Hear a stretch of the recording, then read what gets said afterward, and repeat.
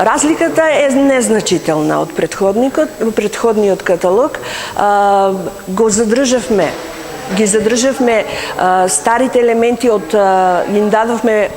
дадовме почит на предходните историчари на уметност кои го работеа првиот каталог, но го редизајниравме малку и така сега доаѓа малку попрегледен на овој каталог. Имаме на секоја страна е издадена икона поставена со текст, малку е по-се читливи и по-видливи сите икони. Дали се содржани, колку е бројот на иконите, дали сите икони се содржани? Сите икони, 67 икони се содржани, ги содржат и витрините и предметите кои се во витрините, со текстови, од каде се, од кое време датираат, се што треба да содржи еден каталог за една ваква изложба.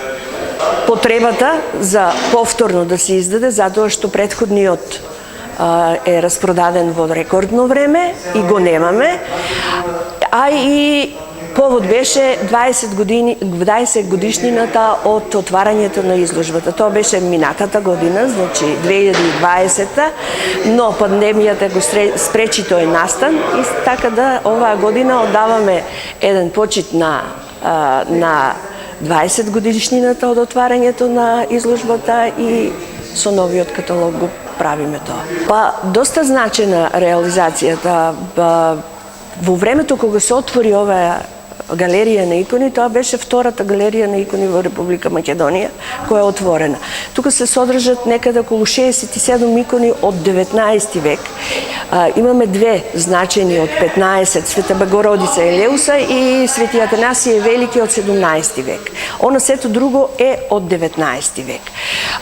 Посетата од отварањето на изложбата, на галеријата, значи на годишно ниво поминуваа некаде околу 3000 посетители и до почетокот на пандемијата тоа беа најчесто странци.